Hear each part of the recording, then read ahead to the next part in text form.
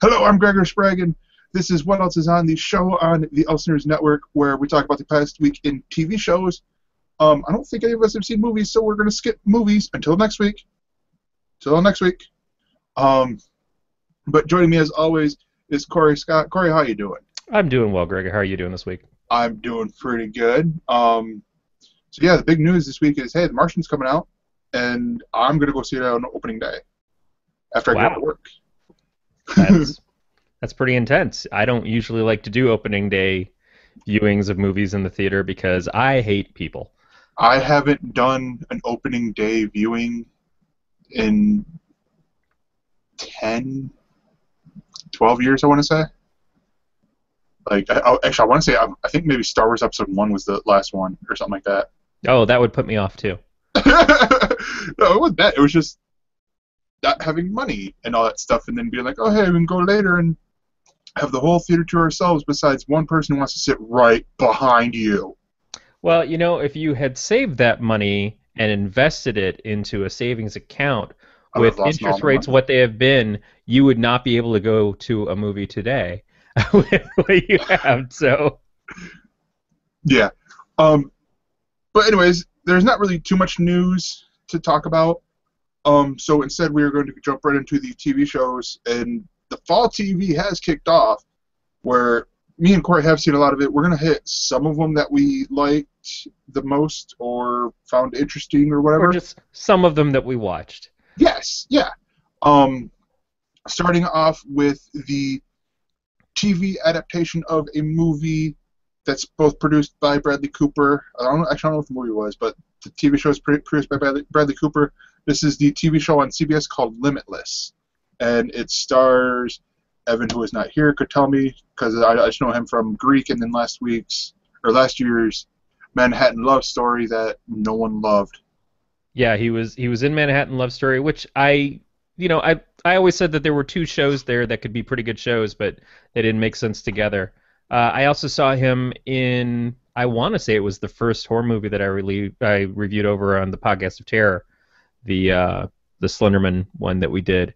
But yeah, so he's in this. Bradley Cooper actually does show up in this. Which is not a surprise, because if you've seen the trailer or the TV spots of the trailer, he's in there. Yes. And he plays a key character in the universe, and I have a feeling that the way that he's introduced, he's going to wind up showing up again at some point as well.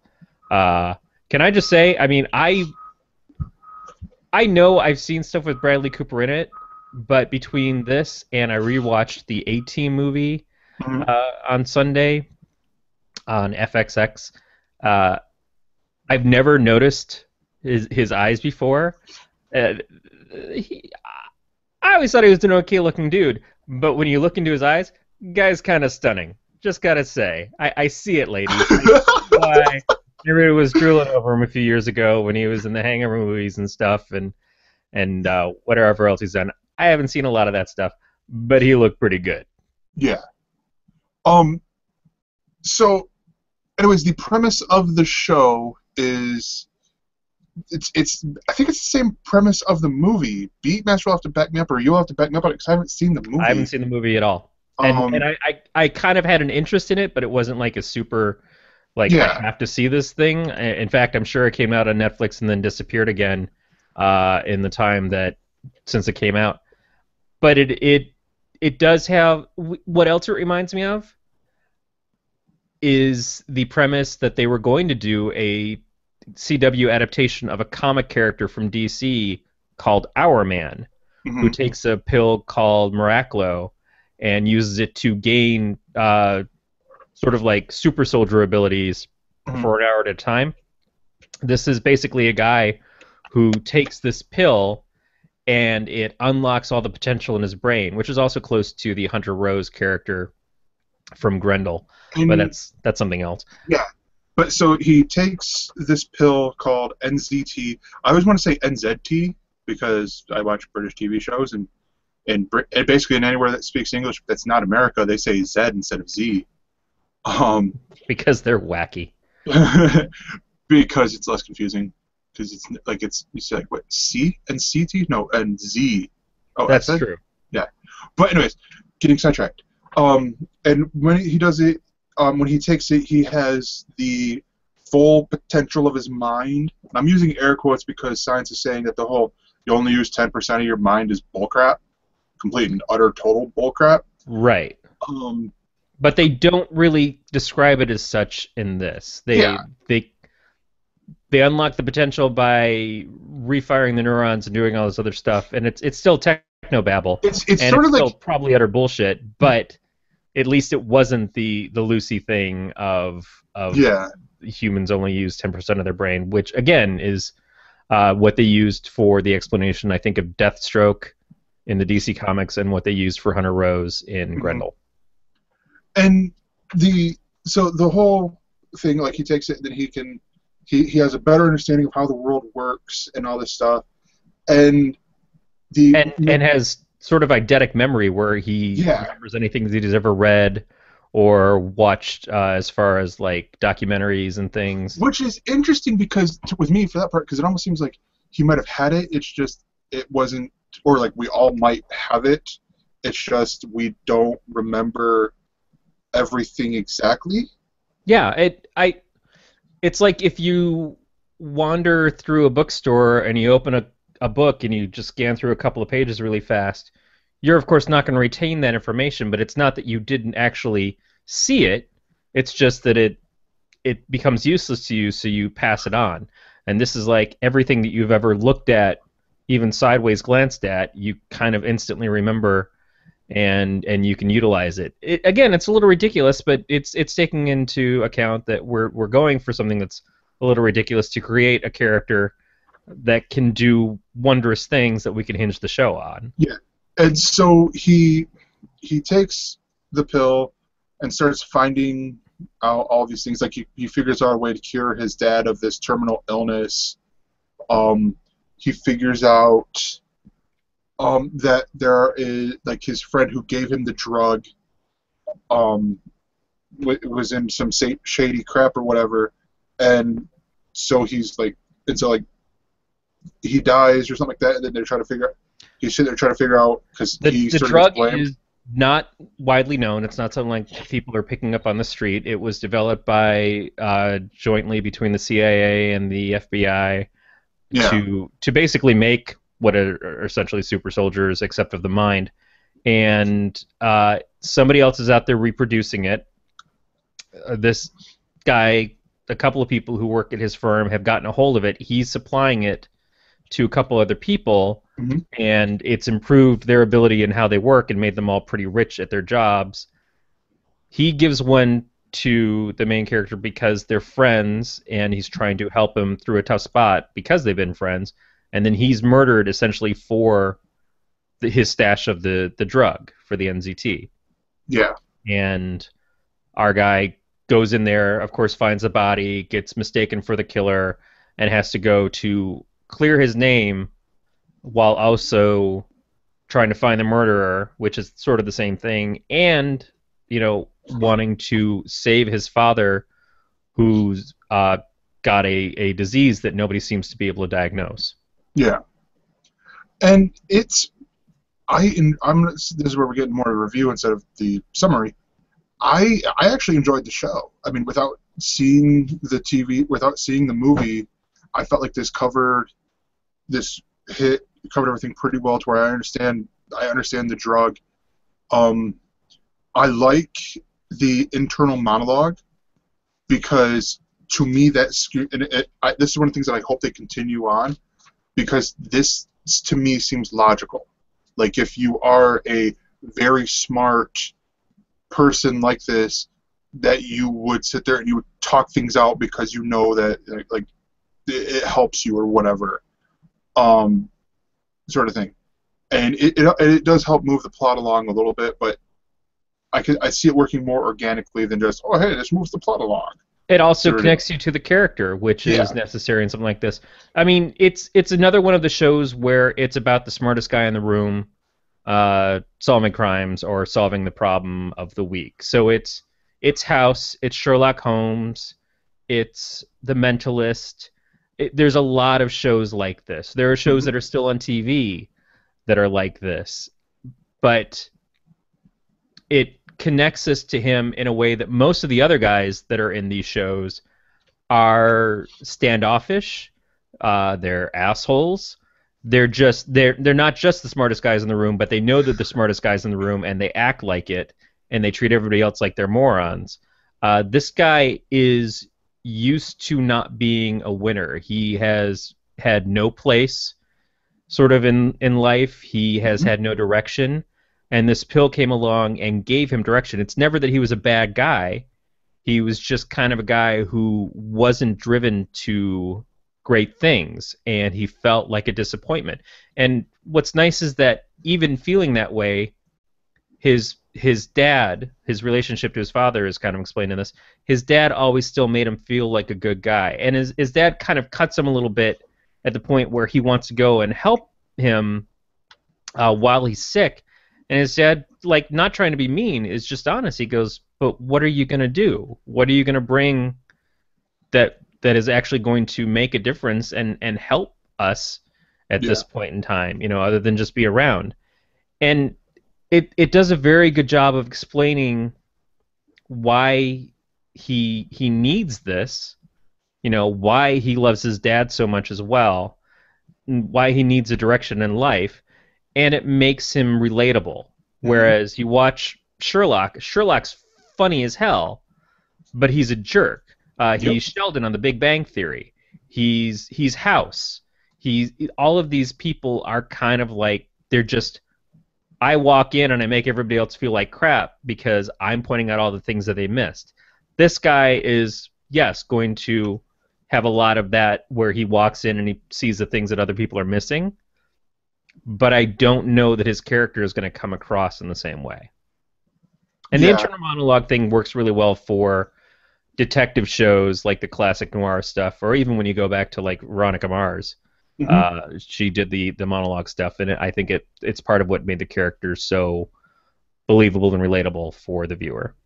Yeah, and the only part that I don't wish it didn't happen in the pilot, like, or I don't wish it didn't happen at all, I just don't wish it didn't happen in the pilot, is with him meeting Bradley Cooper and then getting the "here's what's going to make you not lose your mind" thing.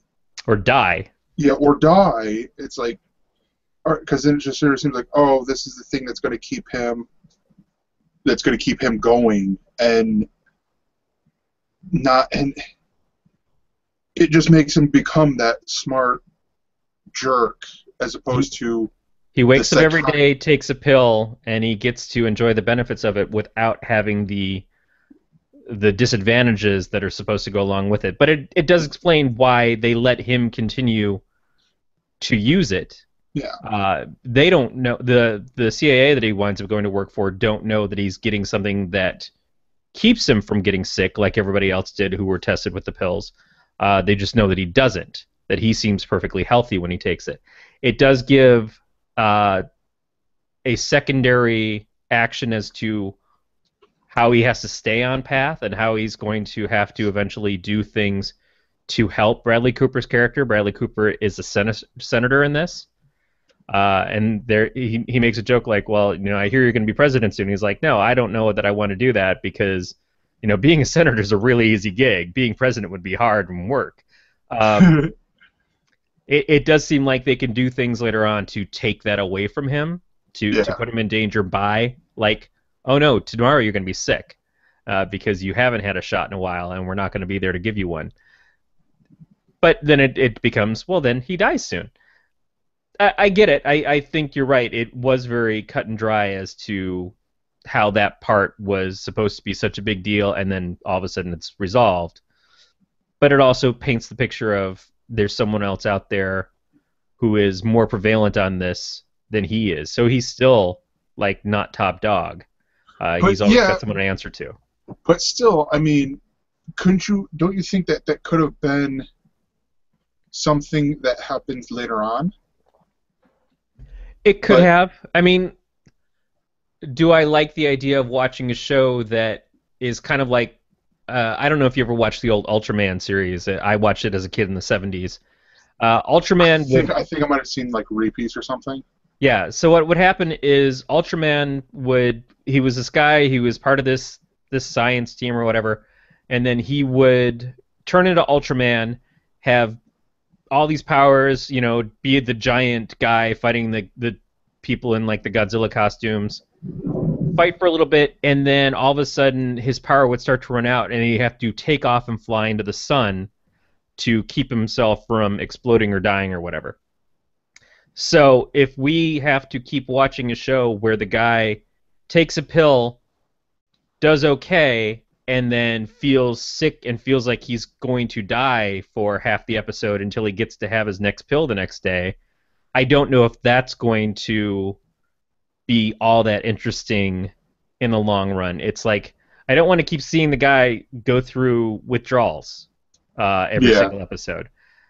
So getting the emphasis there of that it can happen, it has happened to others, it has killed others. So we have our MacGuffin, our second MacGuffin. The first MacGuffin is the pill. The second MacGuffin is the thing that keeps the pill from killing him. The enzymes or whatever they are. Right. It's some Activia yogurt. Then that. But I thought it was the Yoplait one that's done by Dominic Purcell. No, screw that noise. That's Greek. Uh, But it's Dominic Purcell. It's Heat Wave. that's fine. Hot yogurt is even uglier. That's gross. No, I get why they did it. And again, it gives more of a reason for Bradley Cooper's character to be there, or for people who work for Bradley Cooper, and for people who work against Bradley Cooper. There's a whole political angle that can come into play now that they can work with, besides just the regular CIA murder of the week kind of thing. Yeah. No, yeah, definitely. What do you think about the female lead who is, I don't remember her name, but she's the sister from Dexter? I haven't seen Dexter, but she's the cop that like says that she's going to be her or his supervisor or whatever. His Like, his liaison. wrangler. Yeah, his Who liaison. went to bat for him and didn't shoot him in the subway at the beginning, and has an addict father who also apparently took the drug and was probably killed because of the drug. And so now there's her mystery that they need to solve somewhere down the road too. That's like a lot of these shows too. Yeah. I always get kind of like, oh really? You're gonna make them tie into each other so immediately? It's like Beckett's mom being killed on Castle, and we had her a whole mystery for a long time. It wasn't just enough that there's a cop working with a writer and him like hanging out with cops for his books and stuff. It was like we had to give the extra mystery of this. And so in this, we've got this extra mystery with her, and it happens to be the same drug that he took. That's a little much. That's that extra grab that they have to do to explain why these two are, suddenly connected. The only thing I definitely do not want to see, we'll probably end up seeing it, is when are they going to fall in love? Like, when are they going to start screwing thing? Right. Yep. That's the one thing I don't want to see because it's definitely not needed. Like, Yeah, and I noticed also that there was a scene in the commercials for this where he hooks up with the girl that he was doing the work for in the office, and they didn't actually show that in the episode. And I'm glad that they didn't, because I think the way that they handled the interaction between them was actually better. Yeah. But no, I don't know. I enjoyed the show. I just don't know if with this concept how well it's going to be perceived.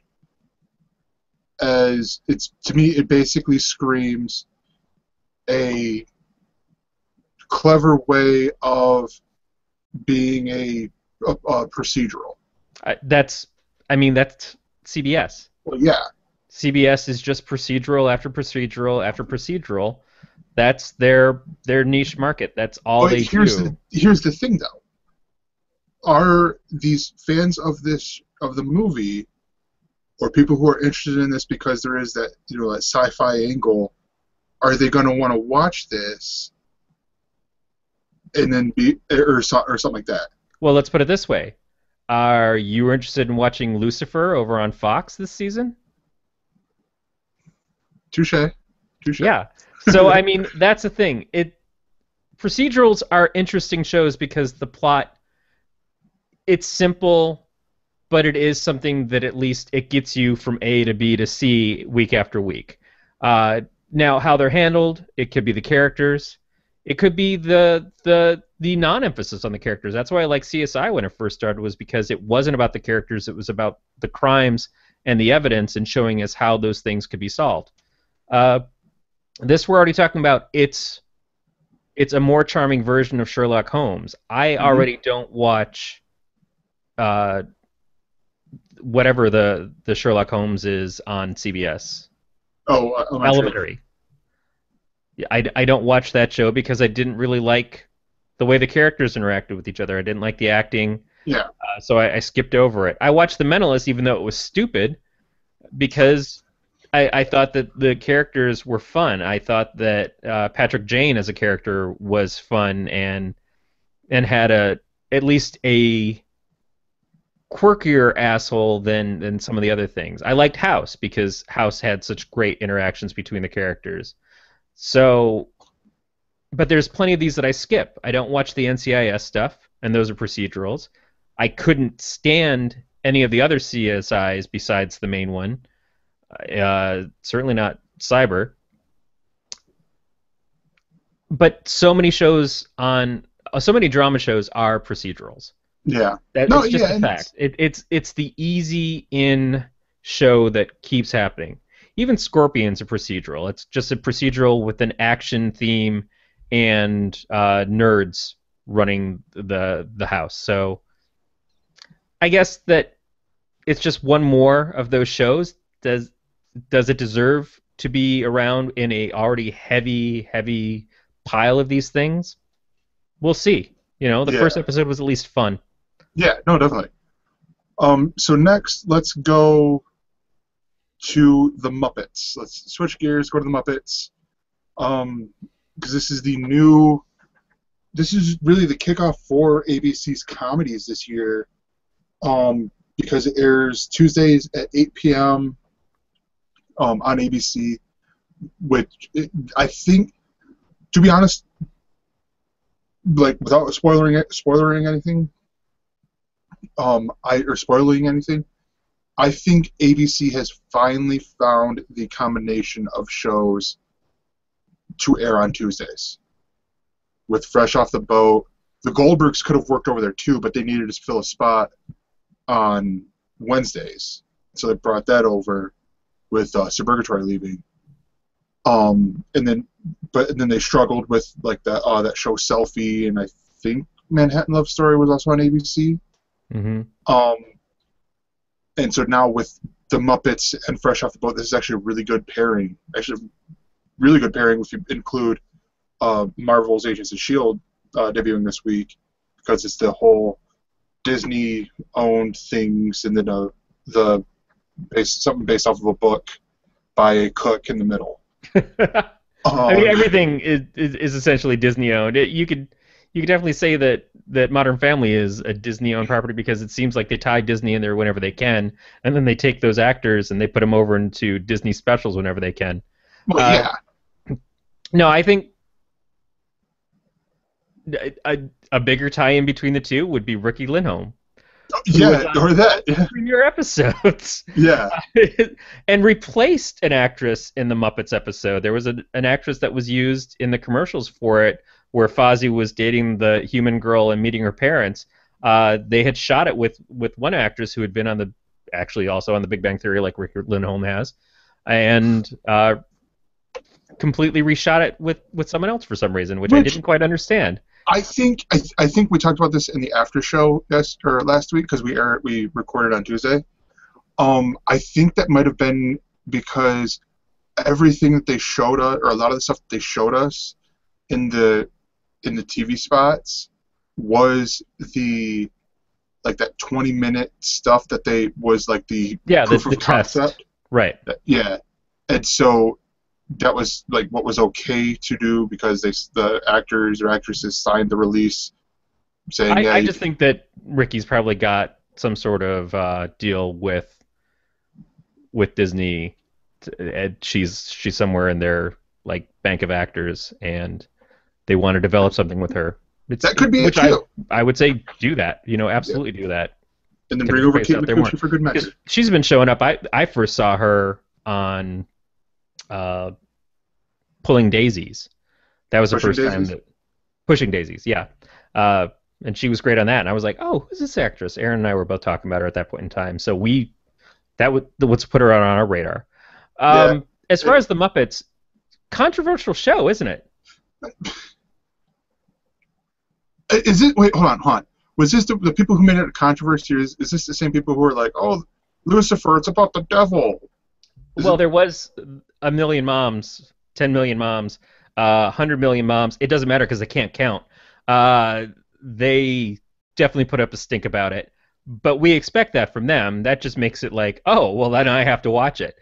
But no, there's a lot of people who are just classic Muppet fans who didn't enjoy the portrayal of the Muppets in this regard, or doing this kind of show. And I actually watched Ron Richards from iFanboy and Yeah. All About Android over at Twit. He was on the HuffingtonPost.com review of the show where they were discussing this, and there were a couple of people who were making points of like it was kind of depressing. It wasn't just that they're being portrayed in a more mature way, and that Fozzie's talking about being on Tinder and what people think a bear is compared to what a Fozzie bear is. But it was also that there was just a lot of points that were kind of sad and morose and weren't really fun Muppet stuff. Scooter being kind of violent with Elizabeth Banks was both funny because Elizabeth Banks is really funny, uh, but was kind of very out of character for Scooter. Kermit, I've seen a couple things saying Kermit's an asshole in this, but I think it's just more that he feels more frustrated. And what the Muppet Show always was is there was always frustrations of doing the show because things were always kind of falling apart. Yeah. But Kermit was always the rally and make it happen guy and kept things going. And in this, he felt just a little more defeatist.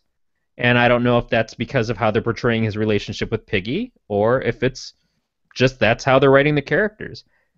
I could see it being either way. I mean, I could see it being, because they are broken up and whatnot, or most of the stuff in this is about relationships. I yeah. mean, all the main stories in this were about relationships, except for the Elizabeth Banks thing. And even that, she was brought into the middle of the relationship as part of the breakup between Piggy and Kermit. It was about her. And that whole scene of them, Piggy explaining why she doesn't like her and how it has to do with the poster was, one, a bit of a stretch, and two, it was just, that was a really just downer scene, which I guess it should be if you're explaining the breakup of characters that people have seen as together for 30 years. But they've also been off the air for, 20 years. They've only had a couple of movies, and even in those movies, it was kind of like they started out with them broken up and just getting back together. It seems like every movie is them just getting together. Yeah. I don't know. I mean, I get why people didn't feel like it was their Muppet Show, but every Muppet film and every Muppet show has been something slightly different. The Muppet Show, as it was a classic. It was beautiful. It was one of those things that was funny to adults in a different way than it was funny to kids. I think it hit the right notes for both. I think kids, obviously, who grew up with it, saw it as a kid's show.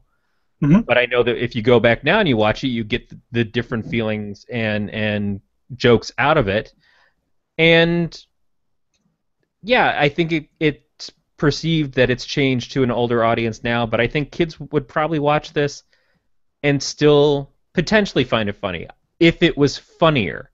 And I don't think it was hugely funny. There was one joke that Aaron really laughed at, and that was when Piggy was complaining about the different things when they were walking to the set together, and she said, "And the lilacs don't smell lilac-y enough. Do something about that." And Kermit writes down in his notebook, he goes, "Talk to God about lilacs."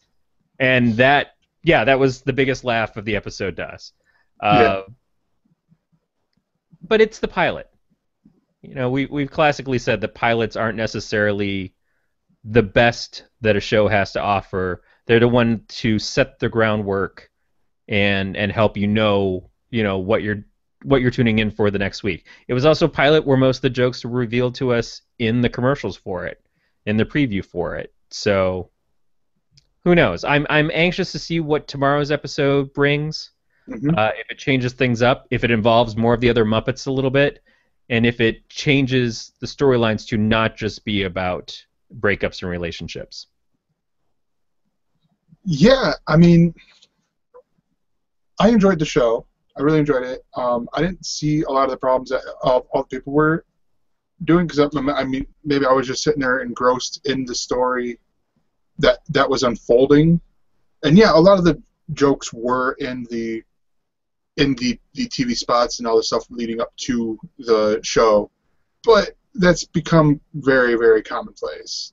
I mean, you can already see the first 4 minutes of Agents of Shield out now, and they've got more clips that have come out on Hulu, or not Hulu, on YouTube, and I mean, it's just becoming the society we're in. But all in all, I enjoy the show because for me, it's the Muppets. I mean, they would have to do some messed up stuff for me to not like the show. Yeah, but then are you accepting it because it's the Muppets, or would you prefer a better representation of the Muppets? Oh no, if it was like, don't get me wrong, I don't think it was great by any means. It's for me, it's watchable. I Like mean, that's the thing. Are you the guy who buys your DC comics every week because you love the characters, even though you find that you're reading them and you don't like the stories anymore, and you're like, but it's still Superman, it's still Batman. These are characters that I like. Do I? no, no, I haven't come across that yet. Well, no, of course you haven't. You haven't bought the comics. But I'm just saying, Hey, is hey, this I a delete show? comics that I was reading. I quit through quite a few of the DC ones. Yeah. But I'm Justice just League saying, is this a 3000. show that you would watch if it wasn't the Muppets? Would you think it was funny enough to keep watching? Okay, that depends because on ABC, probably not because of the fact that it screams too much like, oh gosh, what was the other show? This and it's like this and Life in Pieces are like two sides of the Modern Family coin. Mm-hmm. Where Modern Family, like with this Muppet show, it's the mockumentary style show. Well, it's like The Office Well, yeah, and but Parks it's and even Rec. yeah, but it's even more like Modern Family than like the other examples. Um, where so I mean I don't know if it was on a different show and it was like it would at least get like a 3 to 6 episode watch to fully judge. I But remember the first season of Parks and Recreation. I watched it, and it was doing the same shtick as The Office, which is the same shtick as this, and it wasn't funny, even though I loved Amy Poehler. mhm. I watched that first episode, and I was like, this isn't good at all. You know, and The Office was already kind of wearing down as to how good it was at that point anyways. So I abandoned the show really quick. If this I did too. was if this was the same sort of deal, if it was like a bunch of people that I had no real attachment to, I would probably abandon the show pretty quick because it wasn't a terrific half hour of comedy. Yeah. I am forgiving a lot because of my love of the Muppets. Now, that's taste in humor. That's some people found it hilarious. I know that my two of my best friends and their kids didn't laugh at all during the entire episode, but they came at it as Muppet fans, and I think a lot of people are coming up at it with a feeling of I expect it to be this, or I love it because it's this. I think it's a show that's going to have to prove itself. Yeah. As great as the Muppets are, and as much as I want to have a Muppet show on TV, there's a reason why Muppets Tonight didn't last. And there's a reason why some of the Muppet movies do pretty well, and some of the Muppet movies didn't do very well, and they disappeared for a number of years. Mm-hmm. Do we just want a Muppet show, or do we want a Muppet show that we feel like we have to watch, that we love to watch? And I don't think for me, I feel that yet, but I also know that it's too early to say for sure that this isn't going to be that. Yeah, definitely. So real quick, I want to talk about one of the two shows that I watched through they had a preview Thursday after the season finale of Documentary Now. And that is the show that confuses me a little bit more than the other one does. That's Gigi Does It. Now, this is both of these shows. They did not air the pilot. They aired, I believe, Gigi Does It is episode 2, and Benders it was episode 3. Wow, I didn't know these were being aired on Fox. Yeah.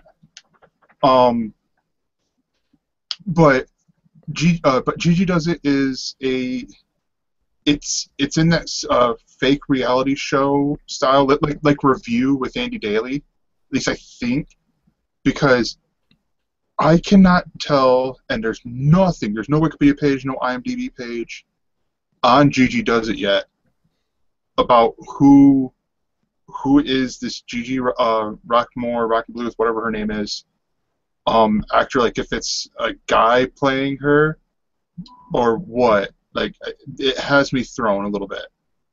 Because it's David Krumholtz. Is it? Is what it says. David Krumholtz loves being his grandmother on IFC's Gigi Does It. Okay, that's sort of what I thought, because like that was the first billing. I'm like, wait, that's a guy? Because although the previews, I'm like, all right, some old lady. This got to be interesting somehow.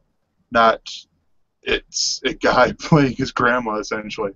But it's really funny. The whole episode was about Gigi wanting to like just talk to her grandkid, and like he wouldn't call back and all that stuff, and then so she writes a kid's book about how she could literally die and all this stuff. So morbid, so not kid appropriate, but yet you're like, wow, that would be an interesting kids book. It's sort of like what Sam Jackson Go the Fuck to Sleep, her book. It's like that, but then you take it that much higher in how the book is read, and it's hilarious. The show is hilarious. I wasn't exactly sold on it because the fact that like with them doing the sneak preview and it's not the pilot, you lose how. Yeah, Beat Measure's like, yeah, there's our explicit tag again. We're always gonna have an explicit tag. Yeah, I can't do a show without it. I reeled it in really well for Sci-Fi Geeks Club, but that's about it. There was a couple times during Sci-Fi Geeks Club last time where I was like, oh, censor, filter. but no, but with Gigi Does It, it was like I lose some of it, like, okay, who's this person in relation to her? Like, why should I be caring about them? But I quickly found myself not really caring because I'm like, oh, I'll figure that out on Thursday. Like, sort of deal. And it's awfully enjoyable. Like, and funny. I've always liked David Krumholtz. I've liked him since he was in the second Addams Family movie. He's just kind of always struck me. 10 Things I Hate About You, he was excellent in. I can't say that him playing his grandmother essentially in a show doesn't strike me as something that I would like to see.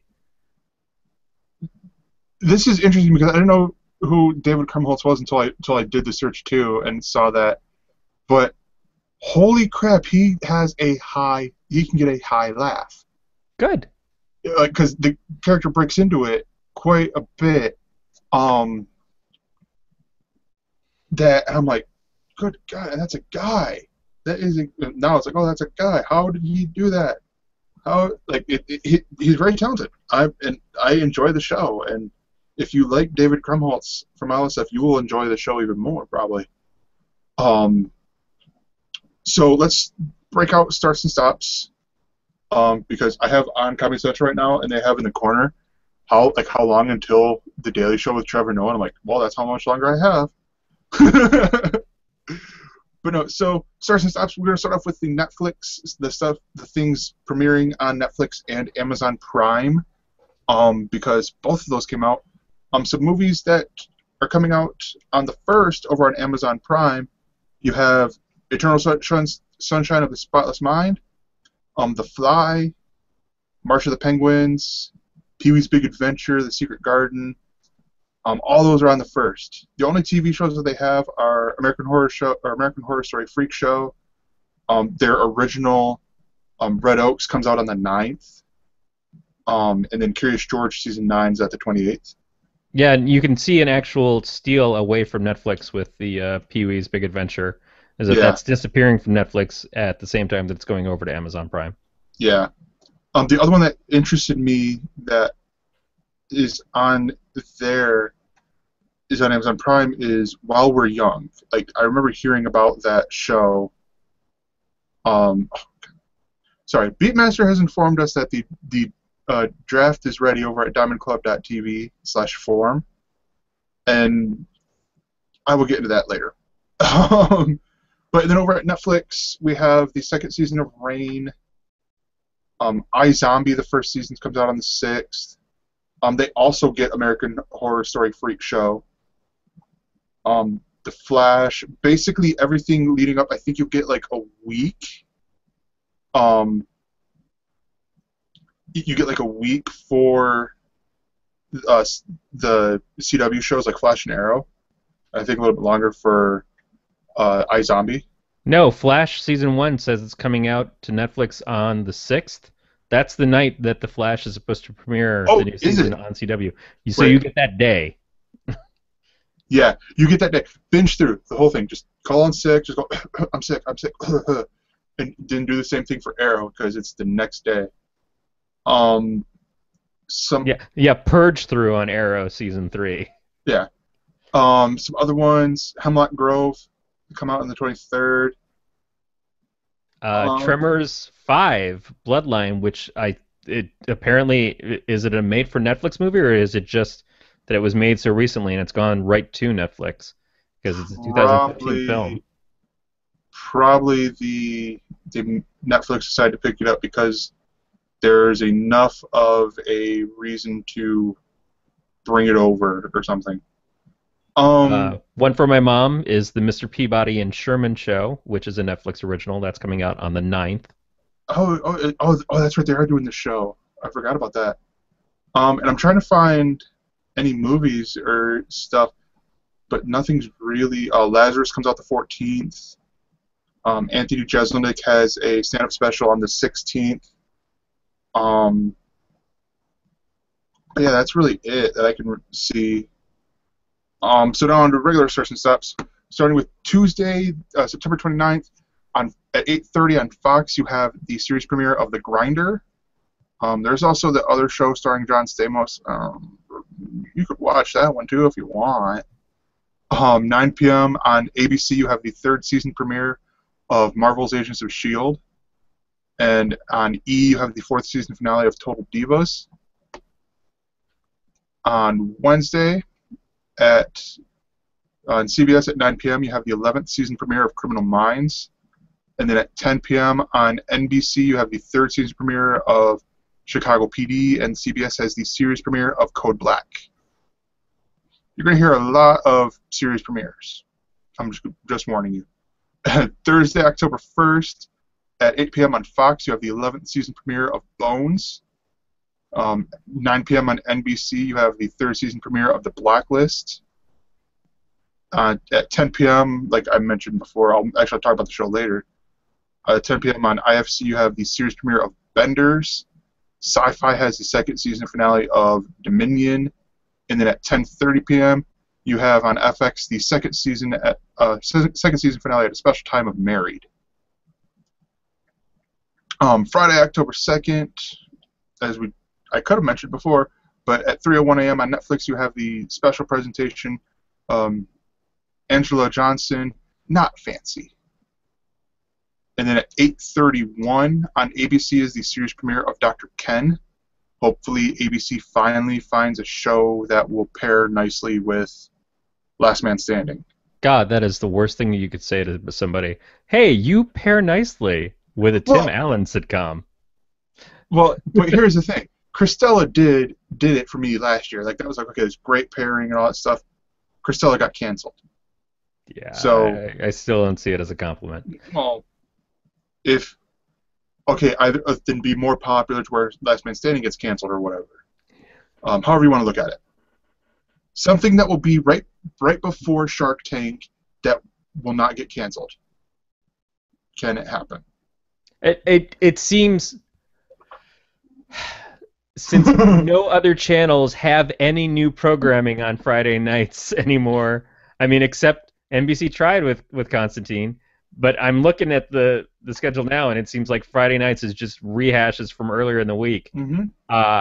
It amazes me that you could have a show be on Friday night and not have the viewership and get canceled. Yeah. Or you get shows like at 10 p.m. on TLC, the series premiere of Sex in Public. Yes. Yeah. That wasn't what I had labeled. It was just like, I need a quick little anecdote here. But then at 11 p.m. on Showtime, you have the special presentation of South by Southwest Comedy Night 2 with W. Kamau Bell. That just sounded interesting to me, to be honest. I like W. Kamau Bell, so yeah. I'd be interested in seeing his new show. Saturday at 10 p.m. on BBC America, it's the Graham Norton Show, the 18th season premiere at a special time.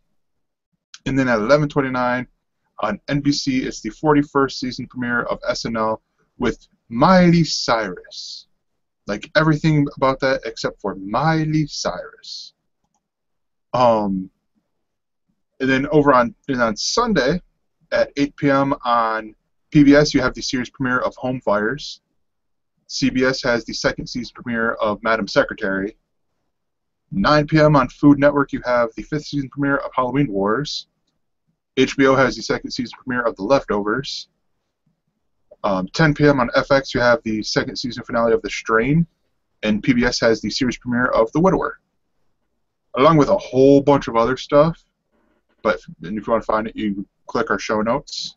Link is in there. Monday, October 5th at 8 p.m. on CW, you have the second season finale of Penn and Teller Fool Us, an excellent trick. And then at 9 p.m. on, wow, I just realized I did all CW shows for Monday. 9 p.m. on CW, you have the 11th season finale of Whose Line Is It Anyway, with the fourth time Jeff Davis has been on. And then at 9:30 p.m. on CW, you have the first season finale of Significant Mother. And that is Starts and Stops. So, Benders, I want to hit real quickly because I mentioned it in before Starts and Stops. I mentioned it now. Benders, I don't know who created it, but it is an interesting show. It's these guys, these slacker guys who, and Evan's mentioning, is it Sunday, the season finale for Fear the Walking Dead? It is, but who cares? This show... Still getting respectable numbers, I'm sure. It's going to come back, so yeah. People care. It's just not a show that we enjoyed. Yeah. The only thing about this is, I compare this to Gotham. I think I lasted percentage-wise more through Gotham than I did Fear the Walking Dead. And I can't exactly explain what it is. Maybe it is just the fact that, it's not a zombie movie, or there's no zombies yet. It's still a prequel when everything's going. It's just, okay, it's a family drama. That's all it... I just hated everybody and wanted them all to die. Yeah. I was just like, you're not dead yet? Yeah, there wasn't anyone in there who at the pilot grabbed me enough to say, okay, I believe that they can survive this more than a month or whatever. But anyways, You know what? It reminded me of Under the Dome. Good call. Except I haven't seen any of Under the Dome, so I only watched the first episode of that for the same reason. I think I've watched the second one, and I was like, wow, this is just awful. Yeah. So Benders is the other IFC comedy that it premieres this Thursday. I want to say Gigi Does It premieres this Thursday as well, or maybe it's next Thursday. But it's about this slacker group of hockey players. They play Division 8, basically like rec league, ice hockey, and they're all friends, all good friends, but they're all also dicks to each other. Like this episode, I want to say it was their third episode. One of the guys gets called up to the Dominican team that's in like their DA, or their team's D8, and the Dominican team is D7. And so they're like, oh, all of his friends are like, oh, well, we got to get on there too. We got to get up on to a D7 team too, because this dick can't be on there without us being up there too. And so they're like, oh, who can we go to? And they're naming off all these other teams. Like, no, they won't accept us. And, who would accept us? The Jesus team. Like they're always accepting people. And I'm like, wow, the preview is one that just slams on Christianity, but does it in a way that I don't mind it. It doesn't slam on Christianity. Well, no, it's saying the Jesus team. Now let's be fair. Who are a bunch of Christians, and they have absolutely bunch of Christians, and that's all well and good and everything, but it's like being in a Christian rock band. It's one thing to love Jesus. It's another thing to organize and try to do something that other people might consider cool while loving Jesus. And that just always sets you up for failure, says the Striper fan. I was going to say, there's plenty of great Christian rock bands out there. That's so an oxymoron. But that's okay. Because, again, I liked a lot of those bands growing up. I went to the Christian bookstore and would look for albums and be like, oh, this is something that looks and sounds sort of like Iron Maiden, but not as good. Yeah. Beatmaster's pointing out a great one right now, Flyleaf. Flyleaf is a great Christian rock, but that's not here nor there. My point with saying about the Christian team, I'm just going to say Creed and shut you down. Oh, no. Creed, no. Sorry, no. Even Jesus hates Creed. But with them, they make all these jokes of the evangelistic Christians, and I'm like, wow, that's really funny, but yet it's like, wait, it's true. But I found it absolutely hilarious as you're talking about this. Like, they're all including everyone, and they go to a Bible study, and one of them walks in completely stoned. One of the guys who comes into the team, they're like, oh yeah, you have to be celibate. You can't, or unless you're married, sort of deal. You can't drink, do drugs. Dude walks in completely stoned, and it was hilarious. You just see him walk in. They said the building in more like a Catholic, what I would consider a Catholic church, but he just walks in and starts grabbing stuff and putting it on his little plate, like grabbing like snacks. I'm like, it's too good. It's just too funny. And they had me sold on that one. I'm hoping the stuff that they show in the TV spots is more of the pilot, or at least spread out through all of it, because I didn't see anything from there. Like, it was almost like this was a separate pilot, but it's the third episode. But yeah, so that's just my opinion. So let's do CSI, because I mentioned it in here. I think I mentioned it on the episode title. And it's this series finale. It's the one CSI show that you actually like. So it was for a good long time, and then I don't know if they started getting the writers from CSI Miami and CSI New York, and they're like, oh yeah, we're gonna graduate them up to the home team, and it's, oh, well, can we send the home team away? And I think that's what it is that a bunch of the people who had been on CSI for a number of years left and became showrunners at other shows, and then it was like, okay, well, someone else come up and and try to show us how to do this. So CSI kind of fell apart and became more about the interpersonal relationships of the characters, which was how it already had started on CSI Miami and CSI New York, and kind of ruined the show for me in a lot of ways. Not as much as like later on when the episodes during the season started to become all about the characters from the show, as opposed to like every crime that was committed had a tie to somebody from the CSI. It was just ridiculous. I'm like, all these people are either cursed or they're criminals. They're criminals themselves. I have not watched the show for the last few seasons. Aaron tried watching the show a little bit when Ted Danson started on it with Elizabeth Shue, and I was just like, no, I can't really do it. It was just too much for me. But I figured the last episode, it's a 2-hour movie. This is the thing that I always say, is like, finish things off with a film or come back and do movies of the week later on, you know, when just to like have a little bit of fun with something that existed that people were still fans of. This was a little bit more of tying a bow on things. I was surprised how little of it had to do with the characters that were currently from the show. And I don't even know their names. DB, which is the Ted Danson character, had very little to do with the story. I guess Finn, the Elizabeth Shue character, apparently was in a coma at the end of last season and had passed away since then, because they have a sort of homage to her character when DB's packing up his stuff to go over to CSI Cyber. He's got a in memoriam of Finn whatever plaque that he packs away and says, "Finn always goes with me."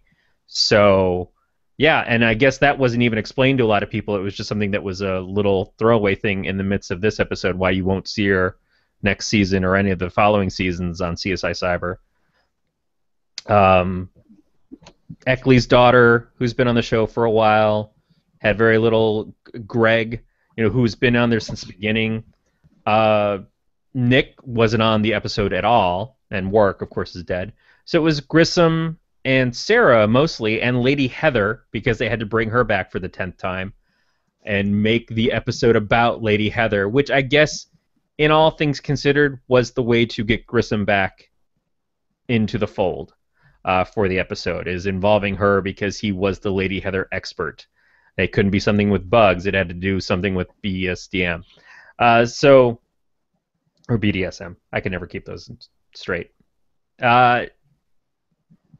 And Catherine comes back. Apparently Catherine owns a bunch of casinos in Vegas, which is the first place that gets attacked, and Brass is working for Catherine in the casinos. So a lot of the show has changed. It was not really recognizable, but it was still... It felt like the plots towards the end of me watching as opposed to the plots towards the beginning, which is a lot of the stuff about the characters themselves as opposed to solving the actual crimes. Yeah. But at the same time, I guess that's what people would want to have the final episode to be, because a lot of us were invested in the Grissom-Sarah relationship. They had built that over an extended period of time, finally got them together, and then they got married, and then Sarah left for a while, came back, and then Grissom left. And it was like, well, geez, whatever happened? And they didn't explain it for a long time either. And apparently they got a divorce at some point, too. So this was kind of like, well, everybody wants to know what the final thing is with them. And they do tie a bow on that. So this is the dude that they were advertising coming back. This is his character? Yeah. Gil Grissom from he's also producer on the show. Even after he left, Willem Peterson has been a producer on it. So it was good to see him return, but the crime became about Grissom as well. He became an actual target because of his relationship with Lady Heather, who was, even then, she was only on there kind of briefly. I don't know. I mean, it was the end of the show. Mm-hmm. If the show went on to something new, like if they did a CSI Next Generation, which they kind of brought out in this, they have Catherine's daughter is now a new CSI. They could do something with that. They still have the lab rats. They still have a couple of other characters. But for the most part, it was just kind of like, this is to finish things off. And it was more or less finishing off things for Grissom and Sarah. It was fine. I'm glad I watched it just because if I've ever had a morbid curiosity about the characters, I got to see it finish. But it didn't make me then say, "Oh, I really want to go back and rewatch CSI again, or see more episodes of CSI." And it sure as hell didn't make me want to go over to CSI Cyber and watch it with Ted Danson on there, just because. Oh, but you don't. You mean like with episode names like Wi-Fi? Yeah. Well, you see, it doesn't come with this in the sandwich, so I had to hack the sandwich. Right, sure you did. Okay, you know what hacking means then. Yeah. No. Yeah, it's just the end. No, CSI, it's just the end. But okay, so here's my question for you. Was it a good ending for a CSI fan? For someone who, like you said, you like this a lot better than the other If you were the CSIs. one who had stuck through the last couple of seasons, I probably would have been disappointed. Unless your favorite character was Sarah, because it had more to do with characters who hadn't been on there for a few seasons than it had to do with the characters who had been. If you were someone who watched it from the very beginning and you were just waiting for the Grissom comeback, then yeah, it was worth seeing because Grissom came back. And I think what they did with Grissom's character, where he's become sort of like a CSI of the environment and a CSI of the ocean. That was somewhat interesting. I did learn something. I learned about this flower that has a drug effect on people that makes you compelled to do whatever the person tells you to do. It sort of like ultimately hypnotizes you. I'd never heard of that. I thought it was a MacGuffin. It turned out that the thing's totally real. I looked it up. So there was something to that. But overall, the story was just kind of ridiculous. Didn't make a ton of sense. Didn't seem like it was a great. Yeah, gonna skip that one beat. Didn't really ring spectacular. It was more to give you the final Grissom Sarah moment. If that's all you wanted from it, then it achieved that. Yeah. And that's about it. Yeah. So, before we talk Doctor Who, I got one question for you. Did you watch the premiere of Heroes Reborn? No. No? No, and I'll tell you why. Because Heroes was the superhero show that we all wanted to love back before we had superhero shows that were actually superhero shows. Mm-hmm. And the first season of Heroes at that time was great. It felt revolutionary because they didn't hide powers like from the audience. They were supposed to be hiding them from humanity. They actually did stuff. There were a lot of powers that you hadn't seen expressed in things like Smallville or Birds of Prey. It was something that was like a big deal, and it was an original series, so they could do anything. They weren't beholden to trying to get Lois together with Lana or Lois together, or sorry, that would have been hotter. Wait a minute, hold on. Lana or Clark together with Lois. It was at that point new and seemed innovative. Yeah. And then, like Lost in the later seasons, this one just immediately, from like the end episode of the first season on, showed that they didn't really have a very good plan. The second season started with Peter Petrelli going back in time to Ireland, losing this girl that he met there in the time stream, and never thinking about her going back for her again. Just like, oops. And a lot of powers getting exchanged, and a lot of powers being absorbed by Petrelli and by Zachary Quinto's character, Skyler. Siler.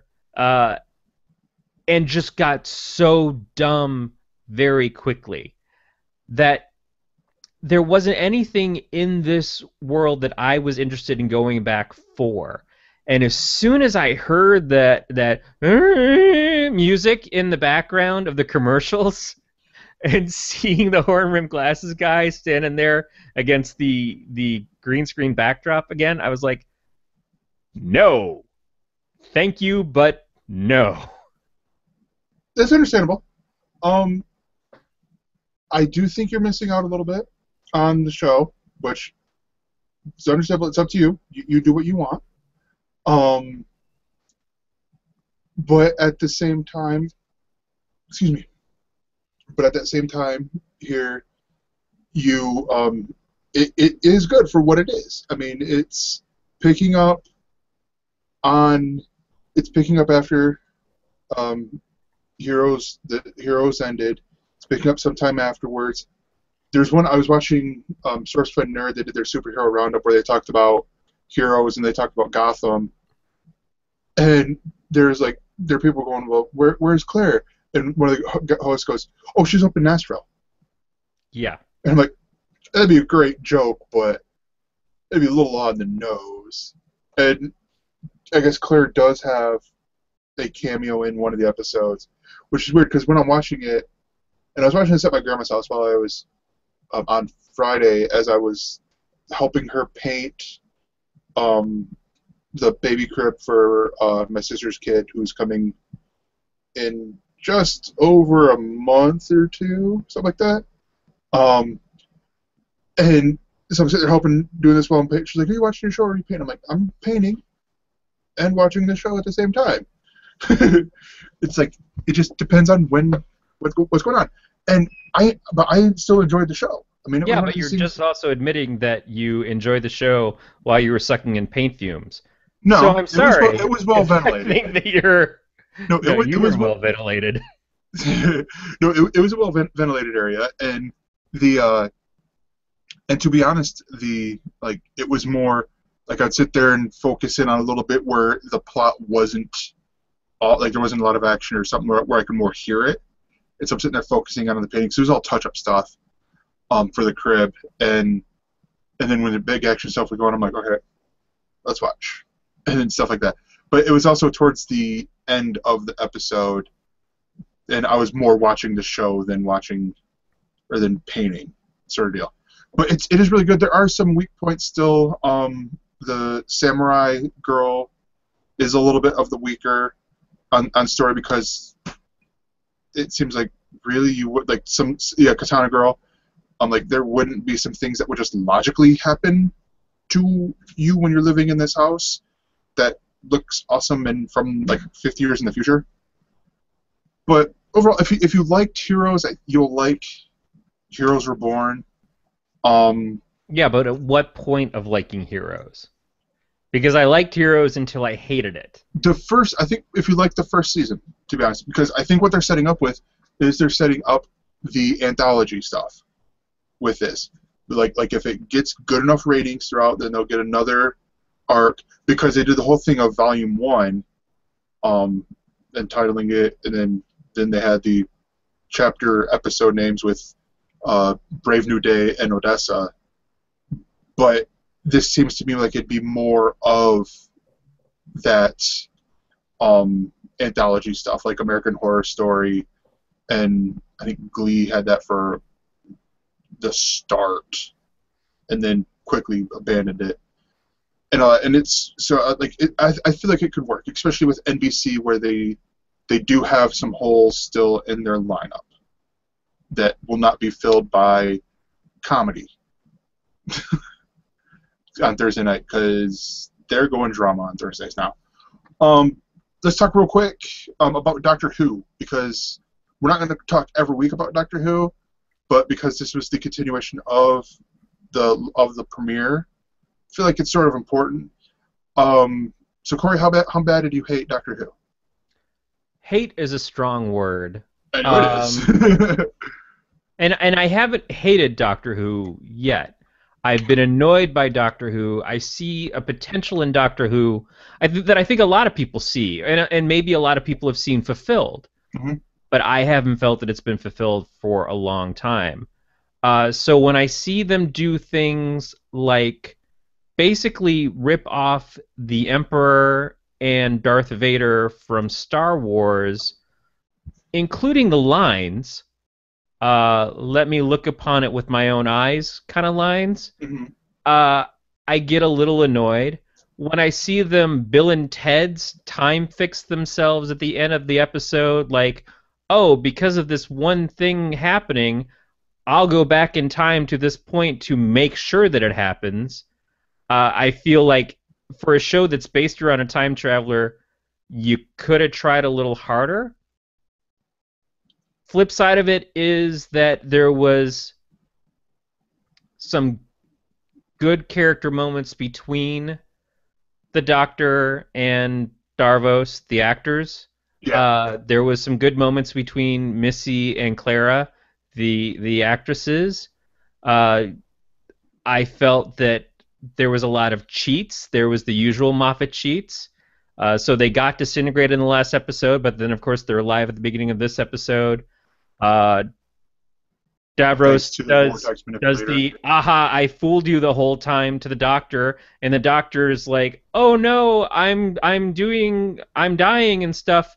Oh no, but wait, here comes Missy to save me, and I was fooling you the whole time because I knew exactly what you were gonna do. Yet why did I reveal to a horrible, horrible, destructive creature that my home planet is out there, and all of my Yeah. people are out there? Yeah, so I planned just far enough ahead to not think about what I was going to say. Um, that's the problems that I have with the writing of the show, is that there's some good stuff, and then there's just some really dumb or cheap stuff. Yeah. Uh, I like the actors. I like the person who's playing Missy. I like the person who's playing Clara. I like Capaldi as the Doctor. I just don't get why. I just don't see it as being a great show right now for being Hmm. what is, for most of us, the epitome of sci-fi shows. This is the biggest sci-fi show that's out there currently because there's no Star Trek. This is the show that everybody talks about. It's the must-see viewing sci-fi geek programming. And to get this kind of level of storytelling in it seems disappointing. Yeah. But then we also had Star Trek Voyager. It's like I can't say that the other things that I've loved haven't done me Hold on. wrong. Hold on. You're gonna immediately go to Star Trek Voyager and not go to like worse ones like Enterprise? Well, see, I didn't watch enough of Enterprise. And I saw a potential in Enterprise, but I've also heard that Enterprise hits its potential down the road and then has a really shitty ending. Um, but Voyager was bad pretty much from day one, and then just got worse. I don't know. I haven't seen any of the Star Trek stuff, so I'm gonna take your word on it. Yeah, Um, but no, I still enjoyed the Doctor Who. I was able to overlook that stuff that you're talking about. absolutely. I mean, Um, and I did for the most part. Watching it, I was like, oh, these people are fun. and oh, hold on. Here, sorry, I just remembered some weird piece of news. That I don't know if you saw this, but the lead singer of Slipknot is going to be in an episode of Doctor Who. I've never once in my life listened to Slipknot. I haven't I'm either. sure I've heard them, Yeah, but but I, there. I'm trying to understand what that means to me. It's like, hey, No, Britney Spears' backup singer from her tour in 1999 is going to be in an episode of Gotham. And Well, it's like, no. Here's where I'm, because I saw the headline. I'm like, wait, what? Because because you have Corey, his name's Corey Taylor. He's the lead singer of the heavy metal band. Or, I don't know, whatever you call Slipknot, whatever genre they're in. But the band with all the people who wear the masks and stuff like that as they play their hard rock music. God, I sounded old when I said that. But he's playing a character. They said the name of his character, and I'm like, that sounds like a character he would play in here. But it was just one of those that threw me for a little bit. I'm like, and yet Chris Hardwick can't get a spot on Doctor Who. Like, we're giving it to this musician guy who's in this heavy metal band or hard rock band, whatever you want to call it, the genre of music he plays. You give him a part. You've given almost every British actor a part in here, so much so that you're going to America to get your actors to do guest spots, and yet when's Chris Hardwick's turn? Sorry, that's just a little joke thing. But no, I honestly, with this episode, I felt like they wrapped things up pretty well for the story that they told, and I think this is the pattern that they're going to do for Series 6, is like these short, like 2-part episodes going on down throughout the whole thing, because this next one's the one that has Maisie Williams in there with the episode called "The Girl Who Died and the Woman Who Waited." But yeah, I'm still enjoying the show. That's all I can say. So 2 questions. 2 answers. Why did the doctor do the whole confession thing, thinking he was going to die? What made him think he was actually going to die? That he sent this confession thing to Missy and all that stuff at the beginning. Like, where did that storyline go? Yeah. Unless that's the overarching thing for the whole season. I think it might be. Like, it was just, hey, here's where we're getting you in, and now ignore that part. No, I think that might be. I think that might be the overarching thing, because they still talked about it at the end. They mention it, and he pockets it, but it just, again, if it doesn't really go anywhere, it's Chekhov's gun in the episode itself. Mm-hmm. So, yeah, I don't know. And then 2, Sonic sunglasses? I enjoyed that part. I honestly did, because it sort of made sense in a way, like with, oh, he gave his screwdriver to Davros, but yet he's never going to go somewhere and not have an escape plan and not have this way where he will survive. And if there's another screwdriver, well, that makes the one that he gave Davros to call on him or whatever. I'm going to sum it up very simply, because I'm starting to get, like, my brain's starting to hurt trying to work my way around it itself. They sum it very well in the event that Titan Comics had with, like, called the Four Doctors, where they're supposed to be the War Doctor, but he only appeared a little bit. And they just say, timey-wimey. That's your explanation. I'm just thinking that you just put more thought into it than what Moffat put into it. I just think it'd be cool if the Doctor had Sonic sunglasses. And does he continue to have Sonic sunglasses? Is that the next thing on ThinkGeek that we're going to get? Does he go back to a screwdriver after this?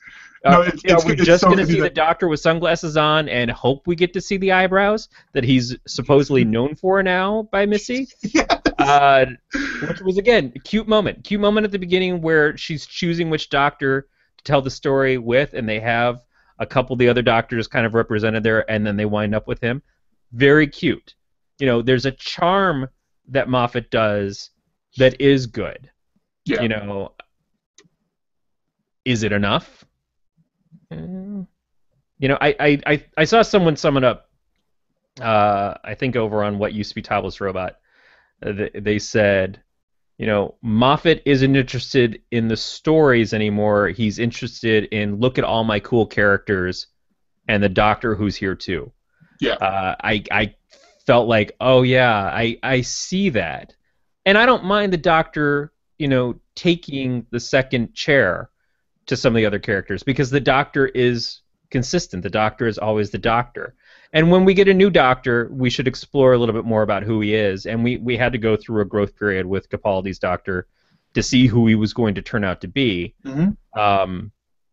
But I didn't mind Clara taking more of the front. I didn't mind Missy taking more of the front. But I'm still looking for, am I getting a good story out of it? Am I getting a good yarn that I buy into, that I believe, that I like? And I haven't felt that. Yeah. Which is sad, because in all honesty, we should be getting great stories with Jenna Coleman for the fact that she's leaving. And it seems like they've always had great endings for the characters. Like with Amy Pond and Rory, leaving, when they left, that was a great story that they ended with. That was a great arc. That They did a lot of great stuff with those characters. They did a lot of great Yeah. stories along the way. They also did some filler episodes. Yeah. You know, and the next episodes look the ghosts floating around in corridors thing. I've seen that a half dozen times on Doctor Who. It's not anything fresh at all. But Yeah. yeah, I feel bad for Jenna Coleman just because so many people resent her character for the fact that last season was so much about her instead of the Doctor, and she's dedicated herself to this show for a couple of seasons that it hasn't even really given her great material. Yeah. But she's gonna be fine because she's. No, yeah. I mean, she's dating a Stark. I think he played Rob Stark. Is the one that she's dating on Game of Thrones. Oh, Doghead. Yeah, who's rumored to replace, which is weird because Capaldi, for all I know, it doesn't seem like he's wanting to leave the show. But yet it's like, oh, who will replace Capaldi? And I'm like, maybe get the news that he's leaving first before you start doing the who's going to replace him thing. Like I haven't seen anything mentioned about who could replace Clara.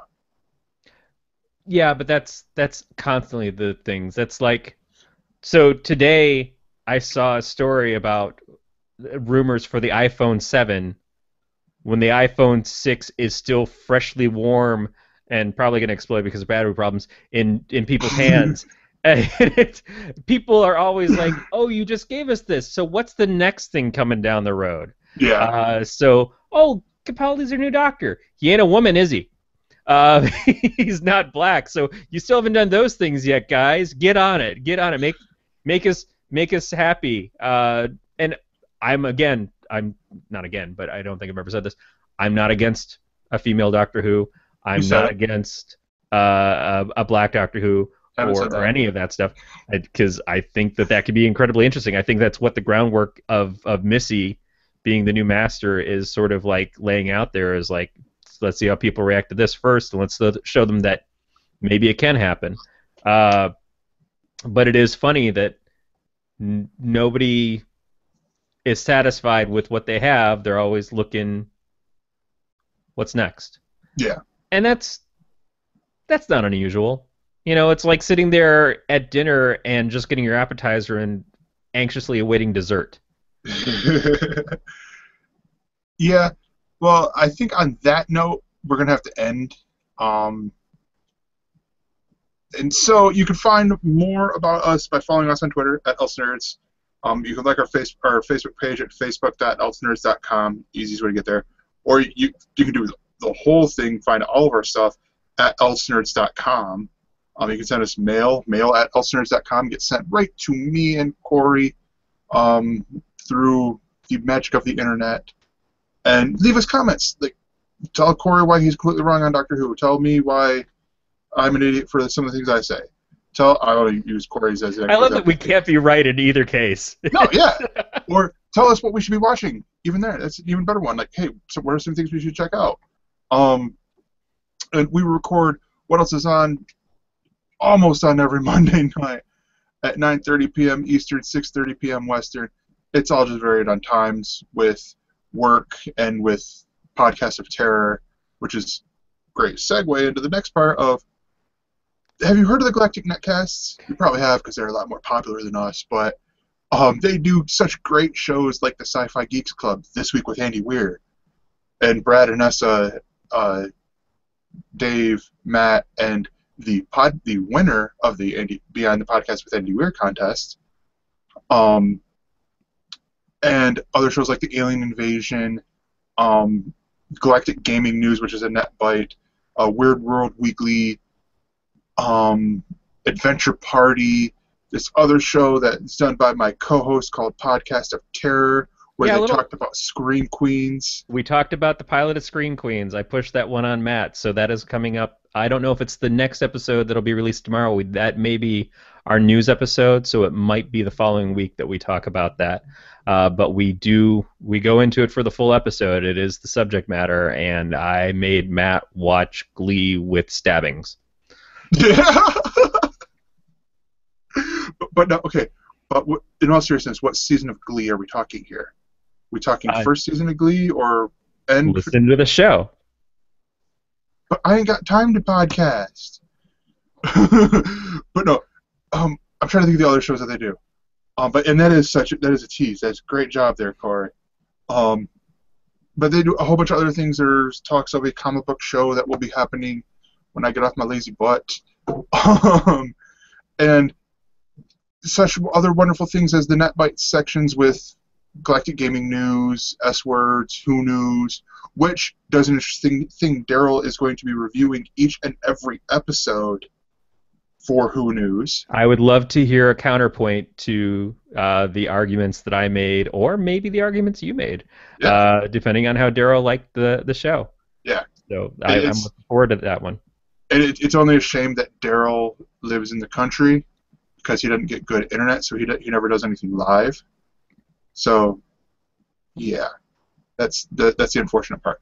But anyways. Hey, I don't know how to break this to you, Gregor. I've been pre-recorded this whole time. What? Me too. Me too. But no, this has been I think the only thing left to say is this has been a Don't Tell Glenn production. We will see you guys next time. Take care, everybody.